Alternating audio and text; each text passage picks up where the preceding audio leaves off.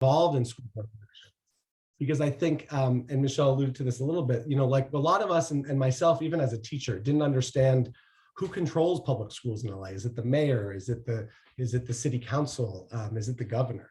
And after working with a number of parents in the 2015 school board election cycle, I started trying to recruit parents to run for school board on the west side of LA, District 4, which goes from Westchester to Woodland Hills and the ocean to the Hollywood Hills. When I was telling people about this district, they'd say, oh, so you represent all of LA. I'd say, no, it's 1/7 of LA, but it is the whole west side and the West Valley. So I was meeting with parents, trying to recruit some parents for school board. And most of my conversations went something like this: that is a crazy idea. There is an 8-year incumbent who's the president of the board who is strongly supported by the teachers union. I'm not going to do that. But you're young, you're a teacher, you seem passionate about this, you should do it. And after a number of conversations, I finally got cajoled, I would say, into running for school board in 2017 as a long shot. No one supported me, none of the elected officials, none of the unions. I started to get support. I got the LA Times endorsement. I got former elected officials who weren't so scared of the union, so they could come out and support me. And I really had so much parent support. It was parents that helped get me elected. And so in May of 2017, we pulled off a real upset, and I got elected to the school board. The teachers union and other labor elements spent millions of dollars against me, and I got elected despite that in May of 2017. And I will say just briefly, my tenure on the board, as soon as I got elected, one of my colleagues who was our board president got indicted for money laundering. We then had a superintendent who stepped down with ultimately tragically fatal health issues. We then had a teacher strike, which many of you will remember, where we really felt like we were alone. And I was one of the few people who was standing out there kind of talking about the fiscal solvency of the district and the need to put quality into our teachers' contract. And ultimately, one of the agreements to end the strike, I was the one board member to vote against kind of policies that I thought weren't in the best interest of kids. After that, we had a special election after we lost that board seat, and the board dynamic flipped. And so a lot of the things I had worked really hard to do, like a school performance framework that enabled us to evaluate schools and figure out what was working well and what wasn't working so well, and start to talk about accountability and parent choice. We passed what was called the SPF, the school performance framework. It got repealed by the board. Then we, of course, had COVID. We're in the midst of another superintendent search, and here we are now. So what is the LA Unified School Board? So LAUSD is the second largest district in the country, but by far the largest with an elected board. Most cities, New York, Chicago, DC, have mayorally controlled schools. You elect a mayor. One of the big elements of that person's platform is education, and that person appoints a school's chancellor or superintendent. LA County is broken into 88 cities, and there are 80 school districts. And LA Unified is by far the largest. We have the city of LA. We have 26 other cities, including West Hollywood, which I represent, which has its own mayor and city council, but is part of LA Unified. And there are days when each of the seven, kind of control their own little fiefdom when it comes to certain facilities projects. When I funded, for example, a new security gate at Werner Elementary, or we're redoing the air conditioning system at Pali High, that is really kind of my discretion. Even though I need the board, there's deference to local elected officials. And then a lot of things, we act as a seven-member body. And so I brought a resolution, for example, to end must-place hires, which is the practice of putting a teacher who might not be particularly good at a school without the parents' consent. I brought that resolution to the board. It failed. I didn't get 4 votes. There were not 3 other board members who would say, yeah, it's a bad idea to force teachers to go to schools that parents don't want them to be at. There are things like the side letter with UTLA that had our online schooling at the spring of 2020 that reduced the number of instructional hours that I did not support, and yet it still moved forward because I'm one of 7. I'm sorry, can I? So perfect. So that's just to say that there are some things, we're one of 7. We also have a superintendent who reports to the board. There's some delegated authority there for the day-to-day decisions of the school district, but hopefully that gives you a little sense of my background, kind of the forces that got me here, and where sometimes I'm able to control the board and other times I'm in the minority, quite frankly. So Nick, I thank you for bringing that up. And it's actually not on our script of questions to ask you, but I know it's top of mind for many of the parents on this call, which I want you to understand. Many of the people who are on this call, when the pandemic happened and subsequently in March, when parents started to speak up about opening up schools, many of the people who are on this call here today still wanted to stay home, but their frustration was that the union managed to reduce the instructional minutes by 80% during the pandemic. And we don't understand as parents how that happened. So while this is not on my script of questions, I do want to start there and ask you, how did this happen? How did the second largest school board in the country allow us to go from 6 hours of instructional minutes to 2 hours? Yeah. So, I think we all remember kind of March of 2020, and things happened really quickly. And we made the decision, and I think it was the right decision at the time, before the county told us to, before New York. I actually ended up writing an op-ed in the New York Times about why we closed schools and why I think it kept LA's numbers down when New York's were spiking.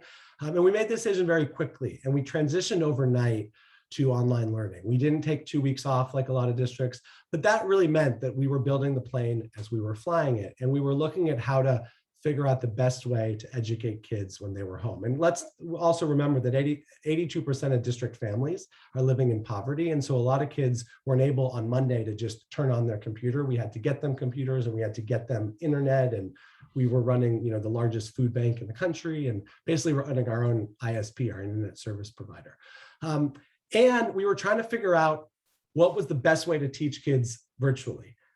We had, like I would say March, I would always tell, or hear from parents, like pre-March of 2020, we would tell parents, we don't want your kids to be on their screen too much. We don't want screen time. We want them to be doing things that are more tactile outside. And then when the pandemic closed, we said, okay, you got to be on your screens all day. And so we were trying to figure out what was best. And then, Michelle, to the kind of the core of your question, then steps in the teachers union.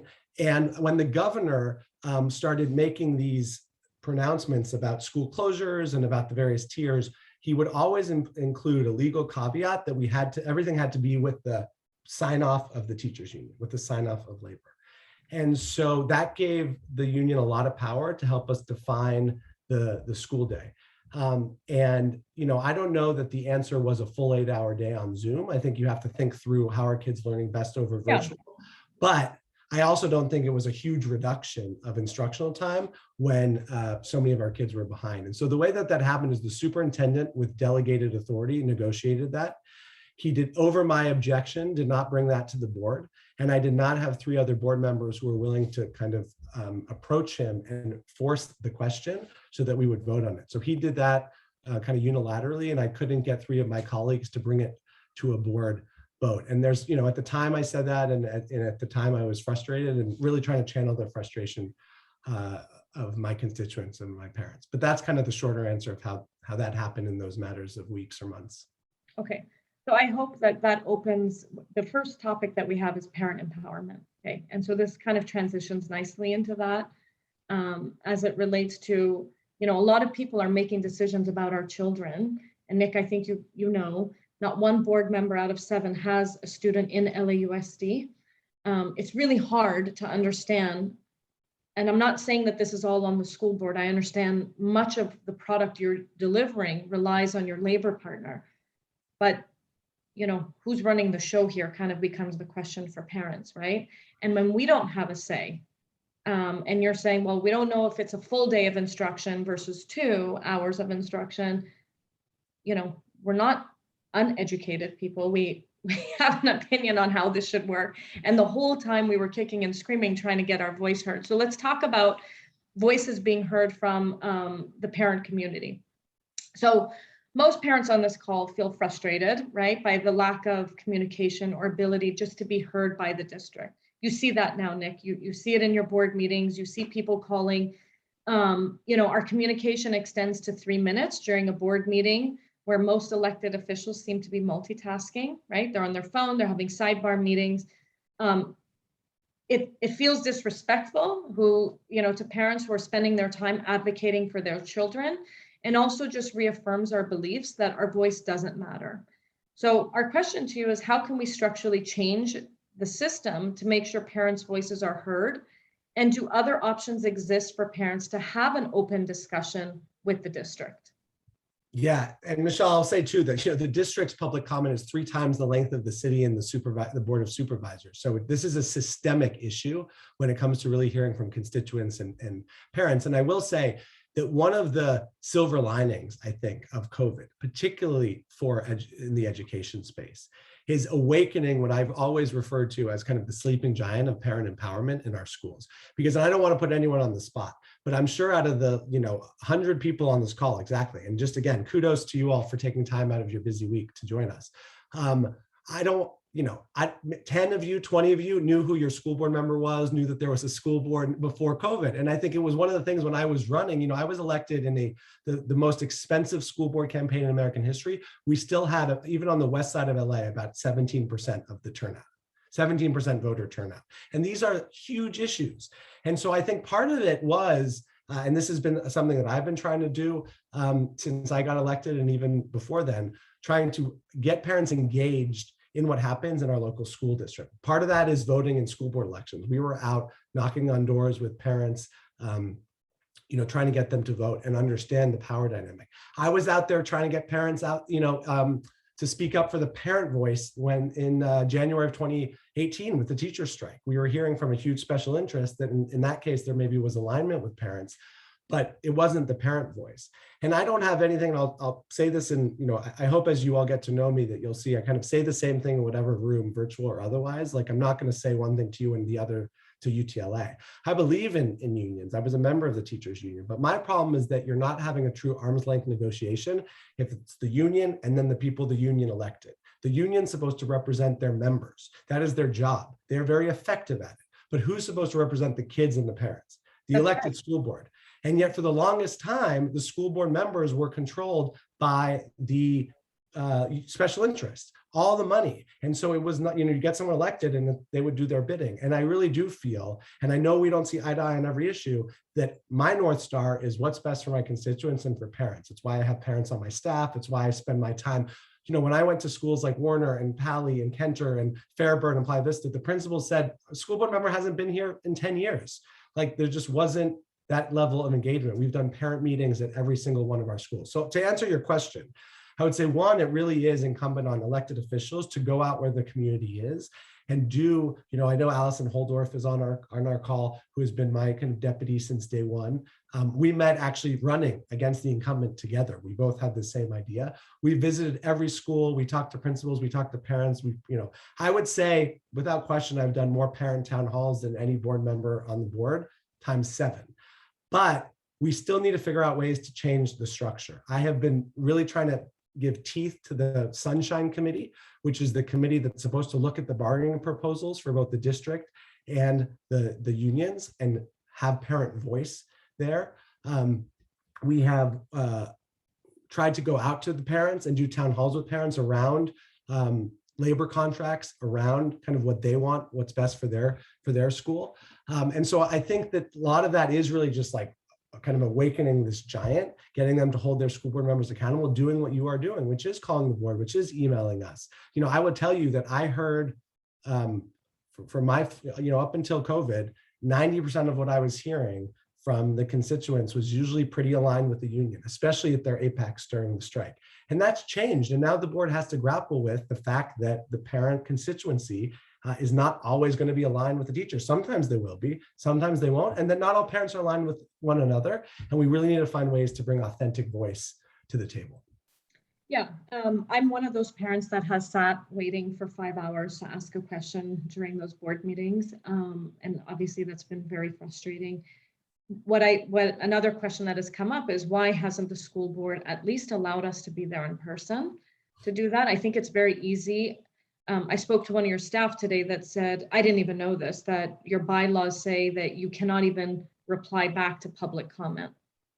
It's not even, I should clarify that. It's not even the bylaws, it's state law, the Brown Act. And I appreciate, Michelle, you for bringing this up. And I think the district, I've encouraged our board president to really be more transparent at the beginning of meetings to say, we're not allowed to respond to public comment if it's not agendized. We're not just trying to be rude, and we should do that every meeting because it's state law that says we can't engage or talk on a subject that's not on the agenda.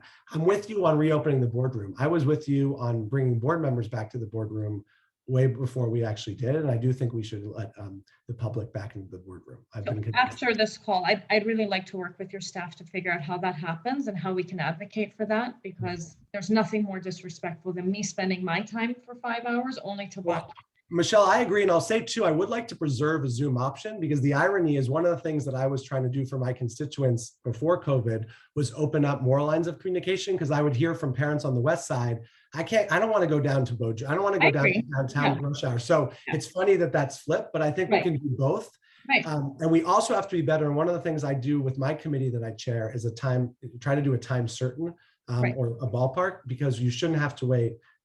Whether you agree with me or not, no parent should have to wait more than a few minutes when you're calling in for public comment. Okay, so I think we're of the same understanding that we just want to be part of the decision-making process, and for these decisions not to happen in a vacuum.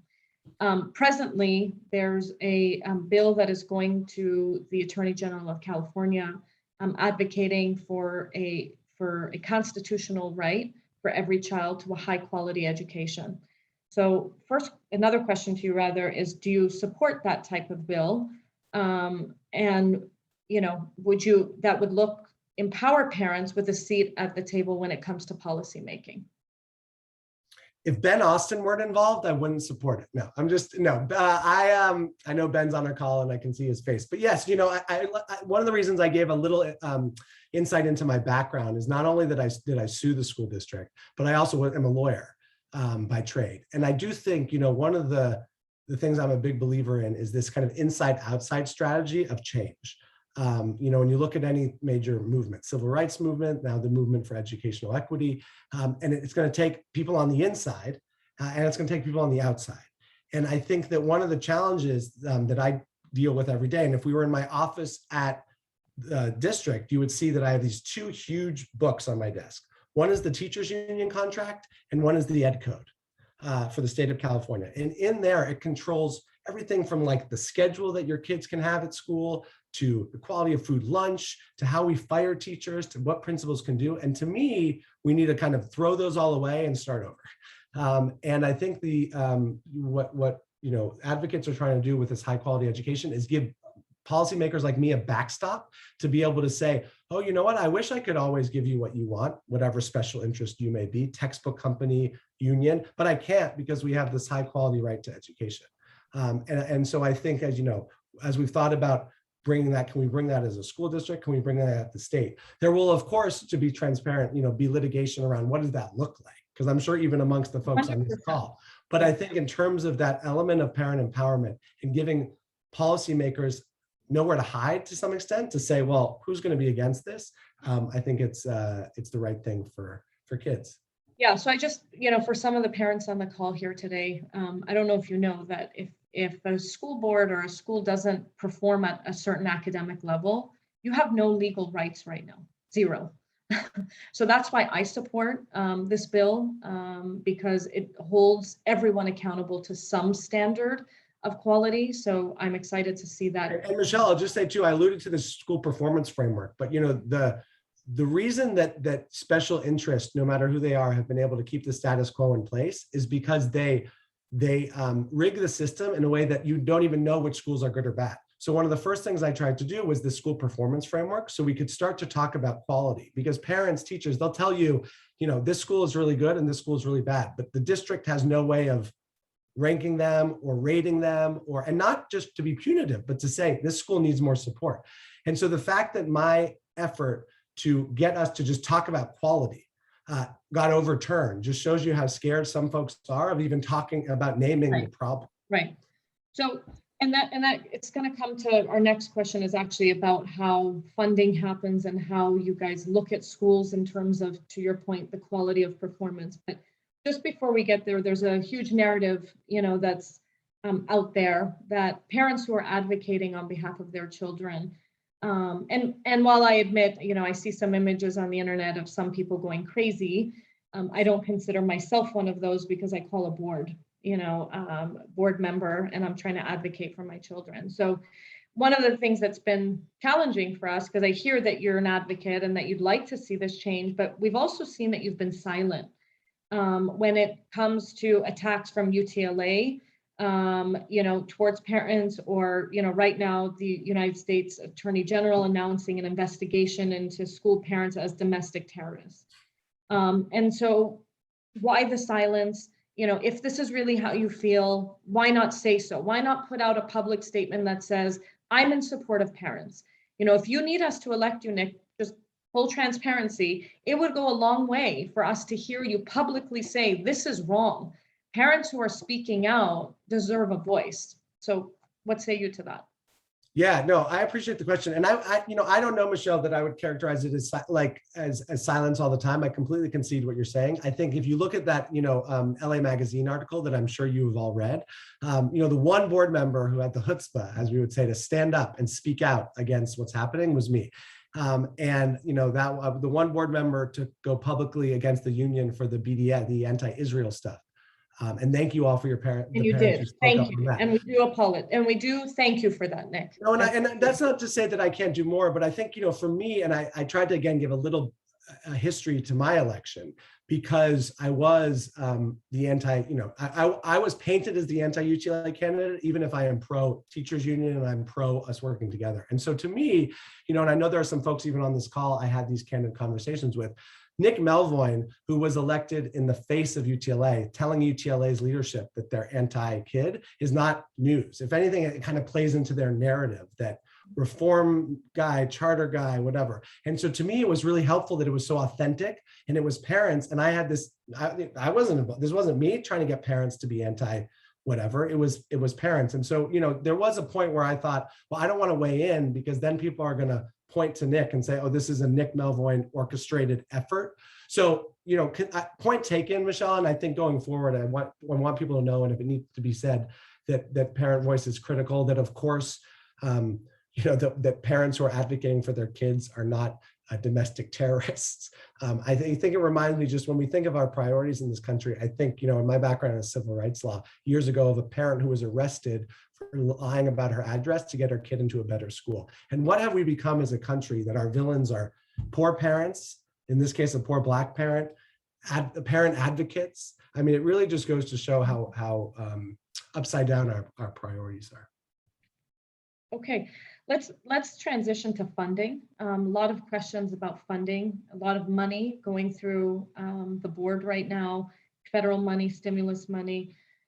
So Nick, can you explain how schools receive their funding each year? Our understanding is that schools receive funding based on a CENI score. And for those of you listening who don't know what CENI stands for, it stands for Student Equity Need Index. And our understanding is that the score is out of 100, and that most of the schools in your district, District 4, fall in a category 4, which means they get barely any funding because of whatever this is scoring on. So the lower the score, the lower the funding. Is this the case, and can you explain this further to the community? Yeah, thanks for letting me explain, because that's not actually the case. So the CENI is something that I've really been proud to support. It is the Student Equity Needs Index. It's kind of a first in the nation and really comprehensive equity formula for specific federal dollars that we are given specifically for poor children. It is a fraction of our budget. So schools, 90% plus of school funding is based on attendance and the kids who go there. So the way that the district, and this is something that we've been, for our next conversation, Michelle, because I know we have other questions, but the school-centered funding formula that that we didn't ultimately have the votes for, was a way to get around this, because this is locked in a lot of the status quo. But so let's take a school on the West Side, for example, that's going to be lower need, meaning that there aren't going to be as many kids in poverty. That school is still going to be funded first and foremost on the number of kids that are there, and making sure they all have a teacher, a principal, if depending on the size of the school, an assistant principal, et cetera. Then there's this kind of extra slice of money that is specifically given to us for kids in poverty. And so a school like, Kenter Canyon, where I went, is going to get a lot less than a school like Grape Street in Watts, which is next to where I taught. But that is a small percentage of the dollars. And so out of the $2.5 billion that the board just voted on yesterday in federal dollars, only 300 million was through that CENI formula. The rest was going to things that will be for all schools: psychiatric social workers, tutoring, before and after school programs, early literacy, preschool. And so I know I've seen on social media that some folks were looking at like Warner as an example and saying, oh, we only got $41 per student. That's of that slice. That's a very small percentage of the pie. Most of the money comes because of the children who are there. And in the federal dollars, there are resources for Warner, whether that's in the form of more people or other discretionary dollars. That doesn't mean we can't do more, but that CENI is really our equity formula. And so schools on the West Side aren't going to be the recipients of much of that because they're lower need. That doesn't mean that we're not funding them or need to give them more resources. Now, I'm getting a lot of questions in here about, okay, if that's the case and there is like, $5.4 billion and just a small slice of it, like 300 million is based on CENI, then what does that mean for the average school, whether it be a school that's high need or not a school that's high need, to help recover from the 1.5 years of, kind of, I'm just going to call it subpar education.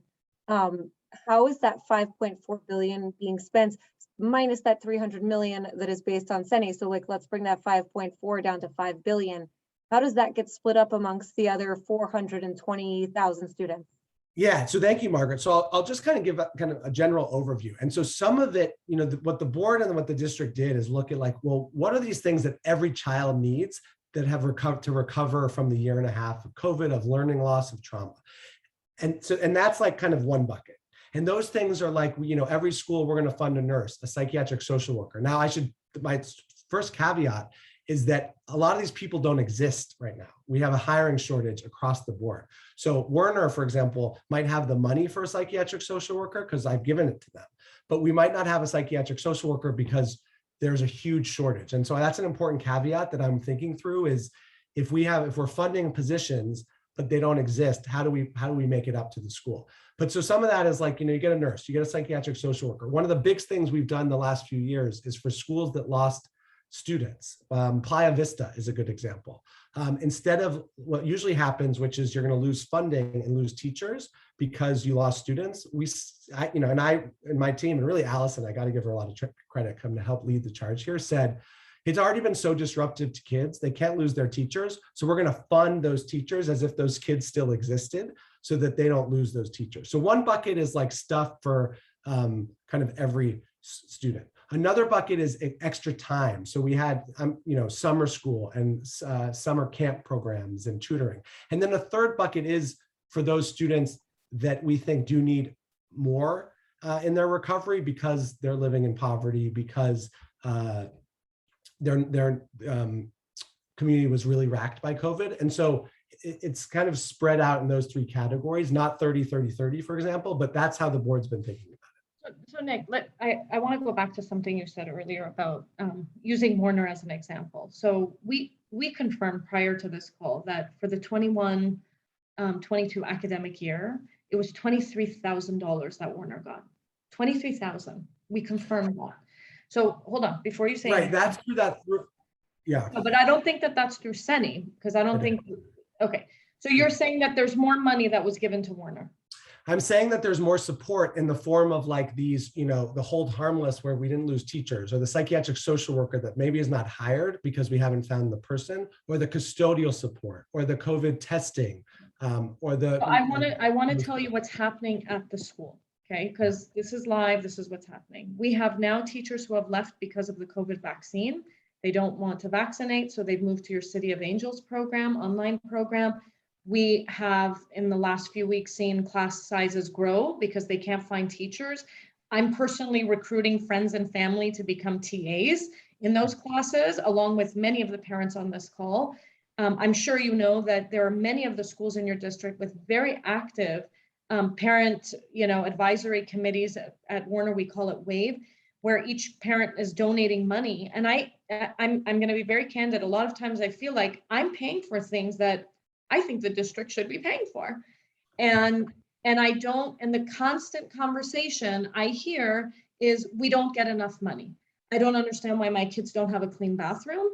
I don't understand, like, and I've said this to the advisory board at Warner, that I think the school board knows that Warner has such an active parent community, as an example, or Pali or Paul Revere or Playa Vista, that they say, you know what, we don't need to give the money to them because they have parents who are going to pay it. So as long as we keep stepping up as parents, why should the board start stepping up? So Michelle, I think, you're not wrong, but I think where you and I disagree, the things that you just identified are not funding, they're people. So Warner, and I thank you for asking your friends to be TAs, because we have a huge shortage of people on the West Side. And partially it's because it's so expensive to live on the West Side. And for what TAs are making, what teachers are making, we have vacancies. But so in the case of the teacher, let's just take this example, the teacher who left because they wouldn't get vaccinated. We're funding a replacement. And as soon, and we are, Allison is on the phone with principals every day trying to expedite those processes, get new people in, but they're not necessarily out there. Or we get a lot of calls, oh, I can't teach at Warner because I live in Lake Elsinore, which is not a fake story. I mean, which is 2 hours away. I can't come to Warner. So you're right. Your first point is right around that sometimes the district hasn't funded things that I think should be part of every elementary school, art, music, after school sports, because of this idea that certain I'm talking about science. I mean, I just want you to know. Yeah. Exactly. Yeah. But I think we are at a point where we have the resources, and the challenge is the people.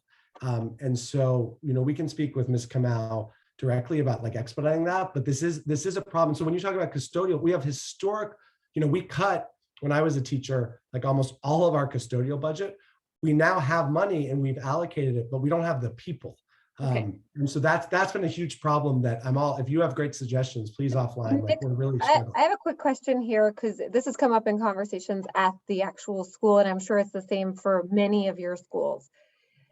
The resources seem to be held at the board level or at the district level. If the schools are able to identify candidates who don't live in Lake Elsinore, are they able to hire folks into those roles, or do they have to come through the district? Great question, Margaret. And this has been one of the things we've been trying to do, is get more and more resources to the school for school-based autonomy. And so I would say that we're like partially the way there. It's been a huge priority of mine since I've been on the board. But yes, if you found a candidate, we still have to process them, make sure they're fingerprinted, background check. But if you find a candidate, we can get that person into Warner. So if there's a specific instance that you're talking about, let me know. But you're absolutely right that it's been too problematic that the district's always said, you get one of everything as a person, as opposed to, here's the money, Warner, you work with WAVE, you work with Ms. Kamau, with the parents, and figure out what you need. That school site budgeting was one of the reasons that the student-centered funding formula died, because there were people scared of giving up power to schools. Well, and that speaks to transparency, Nick. So how do we, as parents, candidly taxpayers that are funding all of this, have visibility for everybody? Just to know, LAUSD this coming year is getting record funding to the tune of close to $5 billion. I couldn't even believe the number when I read it. $5 billion is coming to LAUSD. And I think I read in the New York Times, it's 109 billion that went to the schools across the country. 5 billion went to just LAUSD. So that just speaks to how big we are. How do we have transparency into this? That same article was saying, what a chaos it is in the public school system, that they can't even keep track of this money. So how do we, this is an incredibly important issue to so many parents, Nick, just to make sure the money doesn't just go to waste on programs that mean nothing. I had a parent, I just want to tell you this, yesterday hand me I think it was a 30-page, beautiful, glossy print flyer from LAUSD sent to 500,000 parents that talked about meditation and mental health and, kumbaya type stuff. And I'm sitting here, I'm like, most parents are going to throw this out, so I'm worried that this money is just going to be flushed down the toilet or in areas that don't have an impact. Yeah. so many things to say to that, Michelle. First of all, and I want to take us back, to my first year or two in office when I was the one board member to vote against the healthcare deal that I thought was unsustainable. When I was out there on local news and in the paper and on NPR during the strike saying that everything, it's not sustainable. We're not spending the money we have well. Over 30 cents on the dollar at LA Unified goes to healthcare and pensions right off the bat. And there's not been 4, let alone 2 board members to speak out against this. My first resolution as a board member was creating the district and really the nation's first school open data portal. So if you go to opendata.lausd.net, it is an open data portal where you can see everything from demographics to achievement to finances. Now, as with many things in the district, idea to inception is difficult, or inception to execution. And so I will say that the open data platform is not perfect. It needs to be more updated in real time, but you can now see something you couldn't see years ago, which is go and you could look by school and you can look by local district and you can see how much is spent on. Can I see the funding, Nick? You can see the funding. You can see the funding. And we had, at the committee that I chair, which is our budget committee, we had months of presentations over the ESSER, which is the federal dollars plan that the board approved yesterday. And so I'm not going to say that the district is as transparent as it needs to be. No. Am I going to say we're better than we were a few years ago? Definitely. But to your point about how is this money being spent well, this is where the accountability conversation needs to come in that the district doesn't have. They try to obscure the whole, like, how are we? So if you listen to board meetings, which I know some of you do, my question every time they present is, okay, well, what are the performance metrics? Or how are we going to know that it's working? Or what's our plan B if it's not working? And unfortunately, some of those get answered and some don't. So the last thing I'll say on that, Michelle, is I think that there are, the reason that we've been having these public conversations about this federal dollars is because it can't just be misspent. It can't just go to pay for legacy costs or pay down debt. It has to go to kids who are in school today and for the next few years to help us recover. Yeah. So Nick, just a suggestion, and I'm likely speaking on behalf of most parents on this call. I wouldn't overthink it. What we're looking for is something very simple. I'm in healthcare, and if you think the school system is, difficult to understand, try to look at healthcare costs and healthcare finance. It's a simple portal of here's the school and here's the amount of money it got. Now, how you break up that money, at the end of the day, these are dollars and cents going to individual. You have to have some accountability today towards, Playa Vista is getting this, Fairburn is getting this, Paul Revere is getting, there's got to be a number somewhere.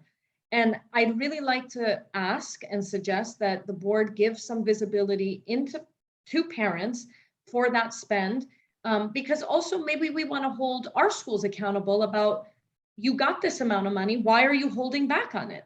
Well, Michelle, I'll just say that this is really the school-centered, the student-centered funding formula conversation. And the reason that there was so much resistance from the status quo and the bureaucracy was because they didn't want to give up that power. But what I've been trying to do and what that would have enabled us to do, and we haven't given up, we just have to regroup, circle the wagons, is to give money based on kids. We are funded based on kids, right? Not based on adults. We get money from 90% of our budget is from the state, 10% from Washington. And we should give it to the schools, and the people who are closest to those kids, the teachers, the principal, the parents, should collectively figure out how to spend that money. And the board should be there for accountability. 100%. That's not what it's like. And every attempt to kind of give more resources tries to get pulled Nick, back. we got closer to that, and there was a discussion planned for the board, and then it was tabled, just a day or two after the president of the board was endorsed by SEIU. And I think to several folks on this call, that seemed like more than a coincidence. I see you smirking just slightly. I mean, it's hard to hold it back probably, but it just seems like a lot of politics are getting in the way of actually effectively funding our kids for the future. So I love you. And Michelle, I just want to warn you, many people want to make sure we hit the vaccine mandate before 8 o'clock. But I would love to understand the connection between the endorsement from SEIU for our president and then the pulling of SCF from the board discussion. Yeah, I will, I won't speak for other people. I will say I was, I remain supportive of what we were trying to do with SCF. It was not at my request that it was pulled. And I think that, even before and there's a way to do this kind of in phases, and before we maybe even think of reallocating dollars, which would affect schools on the West Side. So we should have that conversation. We could just empower schools to make decisions. But the minute, what I was about to say is the minute that we do this, people fight back. And a great example is I've had a debate with my colleague, Mr. Smerelson, over library aids. I love the idea of library aids, but I want the school to fund them. And if the school says I don't need a library aid because I have a librarian, I'd rather have an art teacher, the school should be able to do that. And yet the unions come back and say, oh no, every school is going to get one library aid. And then if a school says, well, I don't need that, they don't have a choice. And so that's what, like, the philosophical debate that the board is undertaking. I'm going to move on just because we still have learning loss and COVID safety to talk about. So real quick, Nick, we understand that as part of the school board's negotiation with the teachers unions this past year, one of the things I know that was on the table is to add 10 instructional days to the calendar to make up for learning loss. So question one is, do you acknowledge that there was learning loss that occurred this past year? Of course. Okay. It's undeniable. Okay. So what, as a parent, I want you to understand our perspective into what's happening here. So there was learning loss. We did ask for, or someone asked for 10 extra days, and in addition to other things. And not only did those 10 extra days not happen, teachers got more money, which in full transparency, nobody on this call is saying teachers should not get more money, but not in the face of, we're going to pay you more and you're going to either give us the same outcomes that you've been giving us before, ignoring the fact that we just came through a massive pandemic. We are trying to catch up on everything else. So what specifically is the district doing to address learning loss? He's on mute again, Margaret. Margaret, you there? I am. I'm just not as quick. Hold on. Checking if he's in alphabetical order. There we go. There's a lot of people on here. There goes. I went to cough, so I went to mute, and then I forgot that I can't unmute myself. So first of all, Michelle, this is one where I obviously publicly disagree with our teachers union president, as I'm sure you all know, but yes, there was learning loss and there was other forms of loss. And I think that the first step is identifying the problem, naming it, and working towards it. And I think one of the challenges I have is not only just trying to figure out the best way to address the problem, but whether there is even a problem. And when you're having that debate, it makes what actually we need to do so much harder. So I think that, the 10 days was in some ways kind of it was poorly executed by the district and specifically the superintendent, and that it was not thought out about how to actually get that if you wanted, and how to talk to our unions early on. But I will say the parents were very mixed on that in my district. Some loved the idea, some thought, no, my kids need the summer. And so that's why I was a big believer in kind of giving money to schools and having them figure out what does their school community want. Do we want 10 days, 5 and 5? Do we want before school, after school? I'm actually a big proponent of longer school days, not only longer school year, but actually longer school days. One, district-wide, because so many kids are in poverty, it's easier for families. But two, it's just that's how you kind of make up for lost instructional time. So I think schools do have some resources. And as our earlier conversation, we have to identify more resources and we have to identify how to make them transparent. But we are doing tutoring, high dosage tutoring. We did summer school. We have more bodies on campus, our primary promise, our early literacy initiative. And we're also trying to train teachers on how to make up for learning loss, but it's been tough because we can't even agree whether learning loss has happened. So this is an area where the district needs to do more and needs to do more quickly, and I'll be the first to say it. So can I just ask Mr. Melvoin if we can get him a commitment to stay 15 minutes longer if we need? 15 minutes longer in the day? Is that what you want? Yeah, no, tonight. If we go over by 15 minutes. Can I stay 15 minutes? Yes, I'll do. Maybe we'll split the difference on 8 or 9, but I'm happy to. I know that I'm longer winded. So. All right, perfect. Yeah, no, it's totally your fault that we've ended up this late. No,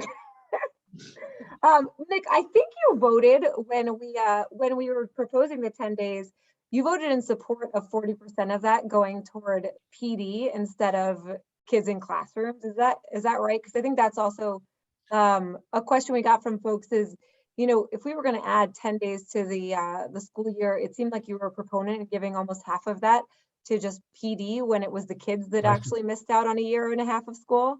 Yeah, and I don't think it's Margaret. PD is what? Please. Professional development. Yeah. Sorry. Everybody There we go. understands that.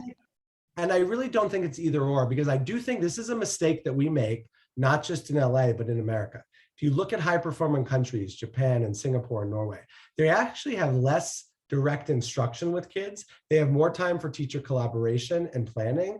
And I'm not saying we don't need both, but I'm saying, you know, from my putting on my teacher hat, you do need to train teachers on how to mitigate learning loss, how to understand where kids are at and how to accelerate them. Now, could we have done that over the summer and paid teachers so that we could have had the full 10 days? Yeah. And I think we should. And I've been a big proponent of what we're calling micro-credentials, which are abilities for teachers to get extra training for dealing with trauma or dealing with special education or dealing with dual language. So I don't think I don't want to set up like more time with kids or more professional development, because I think that's a mistake we often make. And the problem is you just get an ineffective teacher with more hours in front of a kid. It's just more ineffective instruction.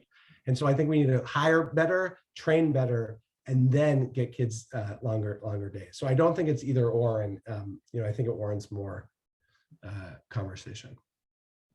Yeah, I think we have to be mindful though that while all of that is getting sorted through, these kids are growing up and going through the education system. And so not acknowledging or not having some plan or even some baseline testing. I was shocked that when we came back and there were no baseline testing of students to say, what is their proficiency level?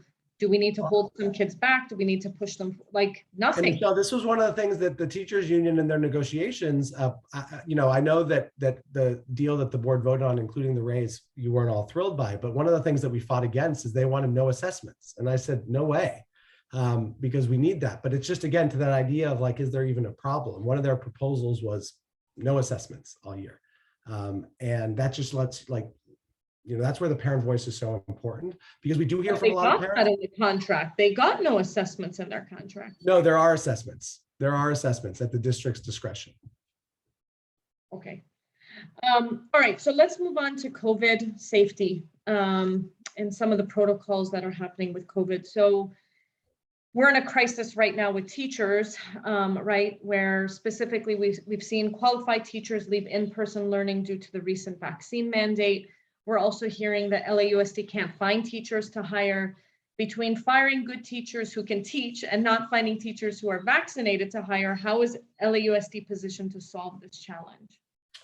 Yeah, well, I think so. Starting with the employee vaccination mandate, that the state followed suit on, and the city will as well. I mean, I think part of this is going back to the late summer when we were really trying to make sure, how do we get every family back for in-person learning, and how do we keep schools open?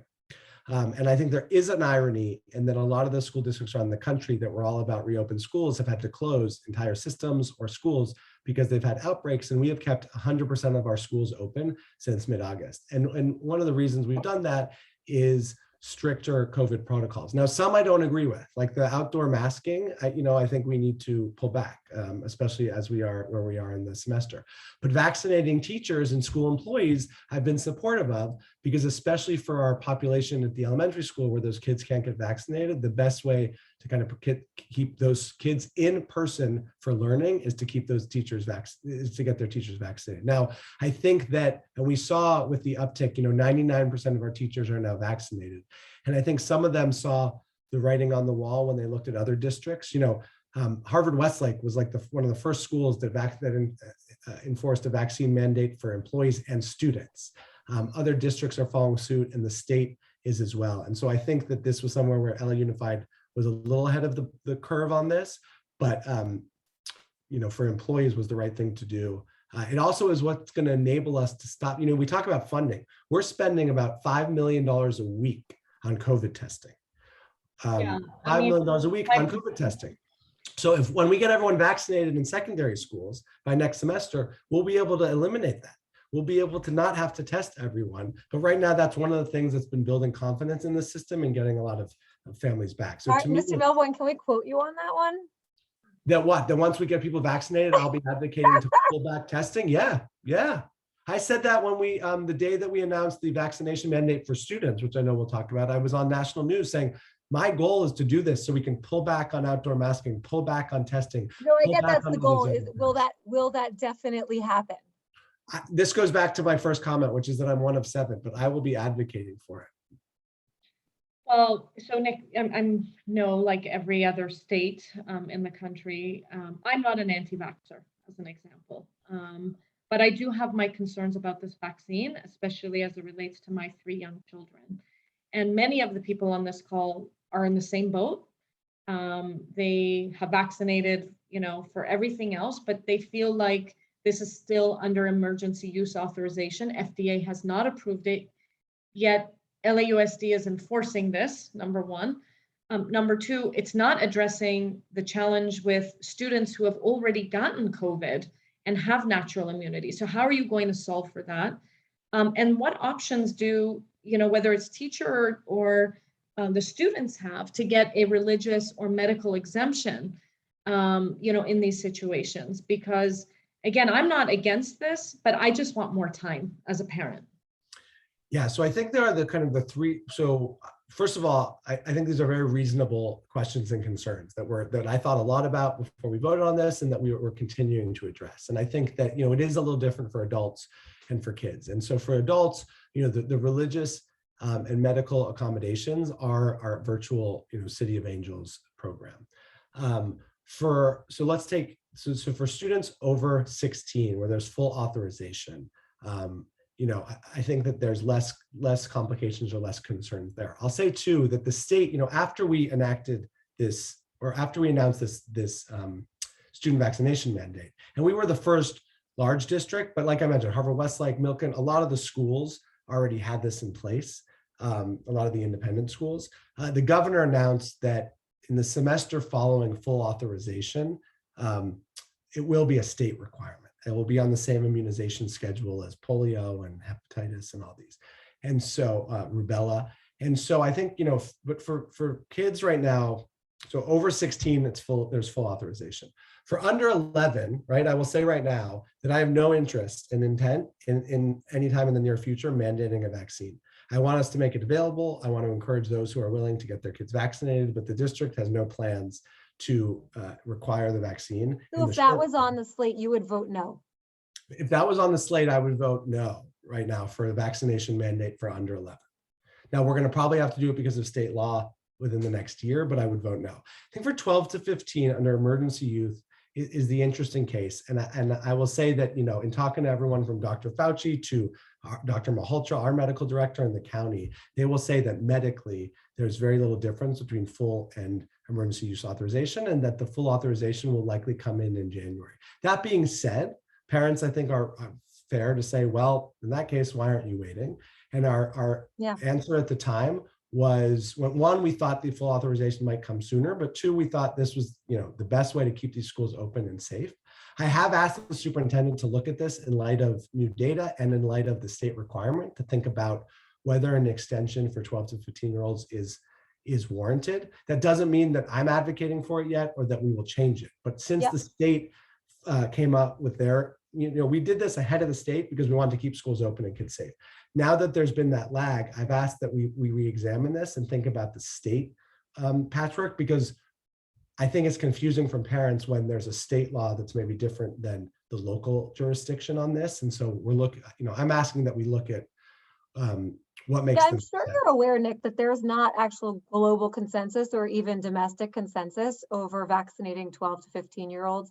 Vinay Prasad, who is a very well-known medical doctor as well as public health professional, has written an op-ed specifically about LAUSD's mandate and saying that it was like a really bad idea.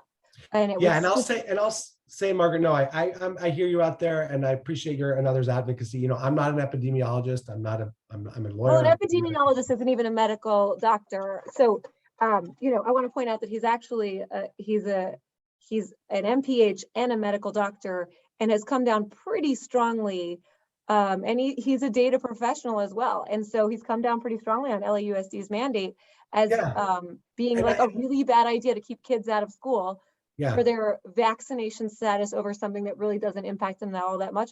And I will add that when you look at New York City schools, that 80% of transmissions came from adults when children outnumber adults about 15 to 20 to 1. Yeah. Right. And so Margaret, New York is a good example because New York also, has a student vaccination mandate that's going to be going into place, and other districts as well. And so I think these are reasonable questions. I guess going back to the fact, actually, Nick, my point is that there's not a consensus. There's not a medical consensus on this. It's like highly debatable. And so for board members who are not doctors, to make this decision for parents when it is a very diverse viewpoint on this, can you defend like the board's decision of non-medical professionals? And let's take Malhotra aside because she's just one doctor, but it's highly debated amongst the physician community.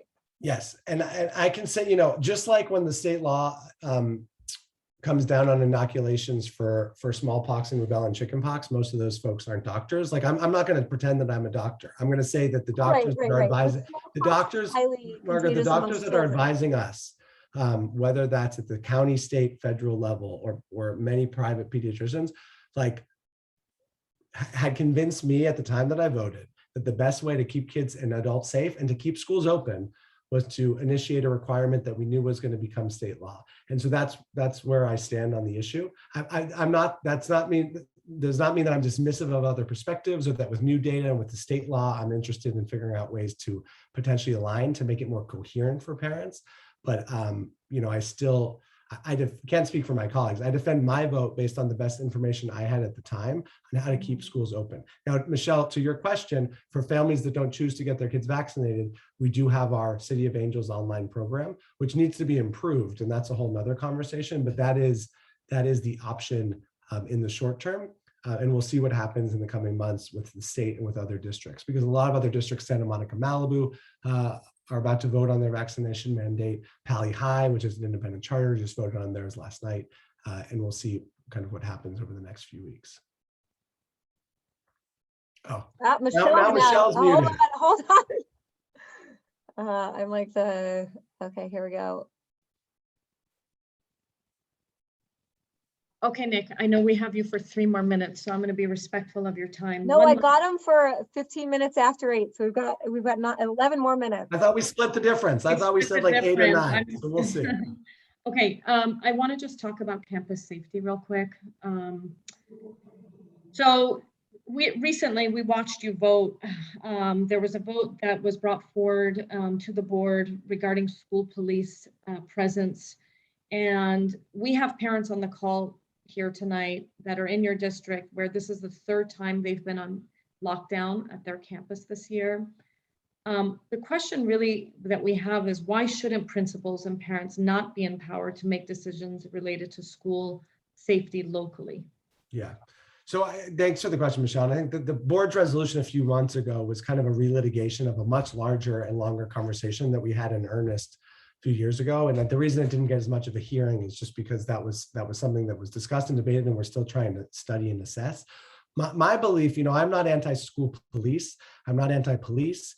I was anti-school police serving on campuses and functions that are better served by counselors and mental health professionals. I saw at Markham, kind of police walking down the hallways and like arresting kids who were late to class. Like, that's not fair.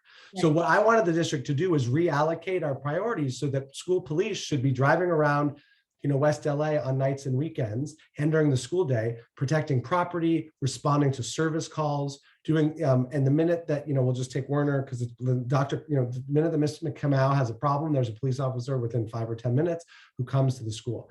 I don't want to spend, if we spent, police officers are some of the more expensive employees in our system. If we spent hundreds of millions of dollars to put a police officer on every campus, so right. To me, it's about realigning those priorities, and it is about letting schools decide their own safety. It's why when Werner reached out about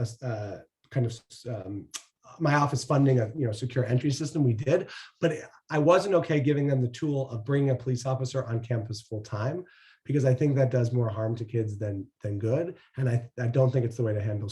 Unfortunately, those folks get pulled into school discipline as opposed to the role of police, which is to protect property and protect life.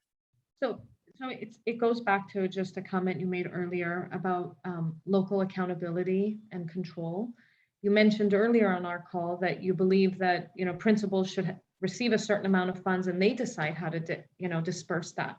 And Yeah. while I agree with you that Warner might not be a school that needs to have campus police every day, you know, in front and center, but there are schools that would need that. And now I feel like their hands are tied, that they have no option. Yeah. And honestly, I have no dog in that fight because I do go to a school where my kids, for the most part, are safe. But it does make me think about those schools who don't have, you know, maybe the same community or live in the same geography. And so what options do they have? And aren't we stripping really the principals of their ability to manage their school? So I'll And say to two those things. points, I don't think there was ever campus police on elementary schools, so I'm not sure Warner is really a great example here. Yeah, so I think, two things. One, on the school safety, you know, I think that in the most tragic school incident in the last few years, which I was on the board for in Parkland, you know, there were school police officers on campus. And I think there's a lot of research and conversation around how do you actually keep kids safe. What I will say, Michelle, is it's a fair point to say, well, you believe in principal autonomy, but you're not letting them hire police. And I would say that, you know, my role as a policymaker, I think, is to give certain guardrails. And one of the guardrails I voted on, you might have voted differently, is to not let principals hire a police officer on campus. Just like we won't let, you know, police say, I'm going to get rid principals, I'm going to get rid of teachers and just have 500 teachers aides. Like, they have to have teachers. So there are certain guardrails where we may disagree. Is you may think, well, letting a police go on campus is one of those that should be in their discretion. It's one after a lot of thought, and after working with police on school campuses as a teacher in Watts, I ultimately decided I don't want schools to have that tool, because too often it leads to student arrest. It leads to kind of, when you're a hammer, everything's a nail, and there are other ways to get at student safety. But we are studying, we're assessing, and we'll see what the recommendation is going forward. There was also a resolution to cut more from school police a few months ago that I voted against, because I was very honest that we're doing this, we're going to see how it works out, and then we'll reassess.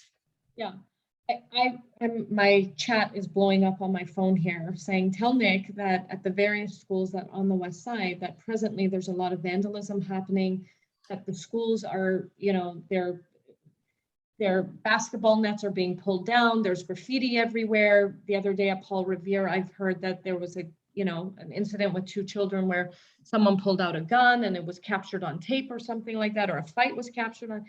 And I think what's happening that we're seeing even in your district, Nick, if I may, we're not seeing the presence of, you know, like outside of today, which, by the way, thank you again for coming tonight. We really appreciate you spending the time. This does speak volumes in terms of your commitment. I think one of the things that does help is to see your presence at some of these schools so we can show you. I'd love to walk you around Warner for you to see the lunch tables my kids sit on, the bathrooms that they attend. You know, I think our not the vice principal of the school sits behind a bathroom. Like, she doesn't even have an office for herself at Warner, you know. Michelle, first of all, I would love to. I've been aware, you know, even before I was on the board, I went to the spring sing, the winter sing. You know, Alice and I were at those lunch tables. You know, one in the spring, we made sure you got funded a tent that you needed.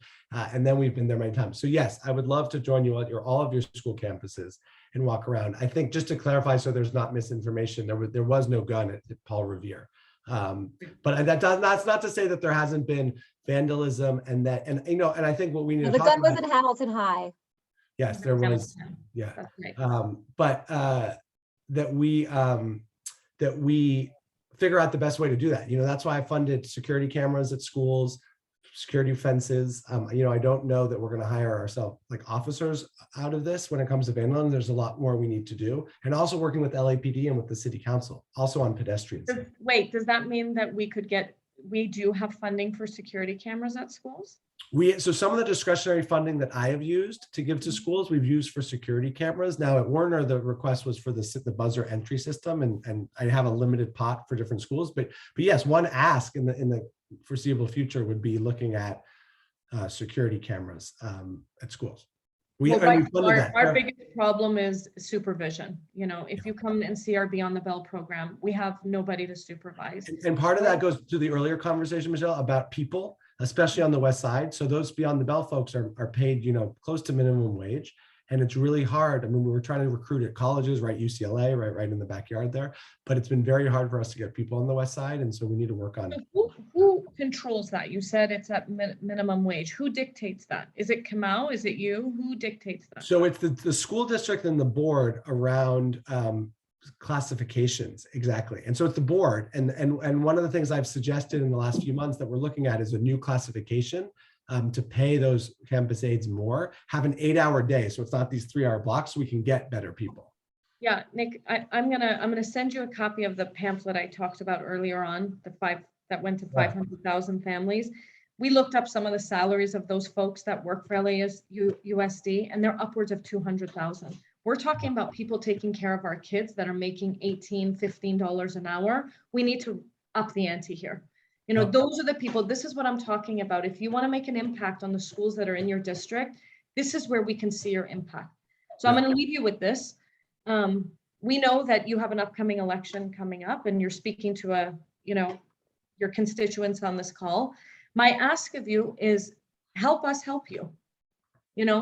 Let us tell you the areas that, and not, just in a rant and rave, type scenario, but something like this where we can have regular meetings and discussion and dialogue where it's not one way where we're just spewing, frustrations at the board, but rather a meaningful discussion with you around what are some of the objectives of, CSU or the parent community, and how are you helping to address that? And we can be a voice for you to go back and say, these are the things we're advocating for, and this is how Nick is responding to them. Because right now it's happening in a vacuum, Nick. A lot of this is happening in a vacuum. And I think it's going to hurt you in the end, not help if we don't change this, right? Well, I ultimately think that, Michelle, my North Star is like, our kids doing better, or they're doing worse. And so in terms of win or lose this election or the next, whatever, like if we haven't made progress, and I think a lot of the things that we agree on is the tools we need to move the ball forward for kids and families, and I so appreciate the invitation. I want to note for Michelle too, I think we're going to get to 8:15. So you're going to get your way on this one, but I really hope this is the first of many conversations. And I think, I hope what you take away from this is that if we're not going to see eye to eye on every issue, and I bet out of the 109 people who've stayed with us for an hour and 15 minutes, that you all don't see the same approach on every issue, but that there's a basic commitment to some fundamental values around transparency, parent empowerment, student achievement, school site decision-making that we can coalesce around, and we can figure out ways to kind of, piece by piece, figure out how to move this forward. It's really, please know that contrary to this idea of you all calling in or emailing me and me thinking that you're a burden, it really is this like clarion call, because I have been, alone out there a lot. And I was alone out in the strike, and to resolve the strike when the board voted on a few policies, one that was like a moratorium on better schools really, and on charter schools, I was the one vote out there against it. It's why, there won't be these special interests who are lining up to support my reelection. And to have you call, and be out there and really kind of help kind of be a light out in the darkness that says like, okay, parents are here and they're kind of coming out, has really been gratifying. And so it was really, I hope that this is the first of many conversations. I hope that you'll educate your friends, even those without kids in the system, because how can you have a world-class city if you have schools that don't live up to it? And get folks involved. There are 3 school board seats up in June. I am one of them. Learn about those candidates. We'll also hold other elected officials' feet to the fire. That state ed code I was talking about, that's written by our state legislator. That, funding for mental health, the county, you want to open up the books. Look at the county mental health funding for kids, how little we actually get, and yet we're the ones with the kids on our campus. So that's all to say, I appreciate your time and the invitation, and you just have my commitment that if we're not going to see eye to eye on every issue, that seems like there's a lot of core agreement over why we have public schools, why we have elected school boards, and really who I work for, which is all of you. So Nick, thank you so much. One thing I would love to add is that I think that while the 108 or now 106 parents here aren't going to agree on everything, I think they probably do agree that it would be great if you met with us, at least CSU, more regularly. I know the last time we asked to meet with you, you asked us to meet with your staff. I'd love for you personally to meet with our team. Yeah, on and an Mark, ongoing well, I basis. think one of those was trying to get on the calendar quickly when I was out of town, and then I know we had to reschedule because of the a Jewish holiday too. and No, so- I mean, actually just agreed. with the CSU team, not like with the Got it. overall. Yeah, yeah. And so I think that it'd be valuable. There's about 12 of us who are like really involved in kind of managing this day to day. And we'd love to, I think that the 108 parents here really turn to, or it was at one point 120 something, really turn to the 10 to 12 of us who actually meet on a daily basis on all of this stuff. And I think it'd be awesome if you could commit to speaking with like a small group of that group to make sure that, we know what's going on with you, as well as what's going on with like the parents that are following us. And so I think that's a commitment we'd love to get from you at this point, because last time we did ask, we did have to meet with your staff instead. Great. Well, you have that commitment for me, and I also don't want to throw them under the bus. Allison, it's fantastic. So when I love it Allison. wasn't Allison about trying to responds- shirk you off. It was just, but agreed. Yes. Thank you, Allison and Allie, and I think Nina's on this call as well. I don't know if anybody else is. They've all been wonderful, but I do think it's really important that you be engaged with those parents who are the most engaged in your neighborhood. Great. Good. Well, thank you all. Thanks for staying on until 8:17. Thank you, Michelle, for your facilitation. And for the Appreciate your invitation. time, Nick. Thank you, Yeah. Allison. Of course. Thanks, Take everyone. care. Bye, Thanks, guys. Thanks, everyone. Good night.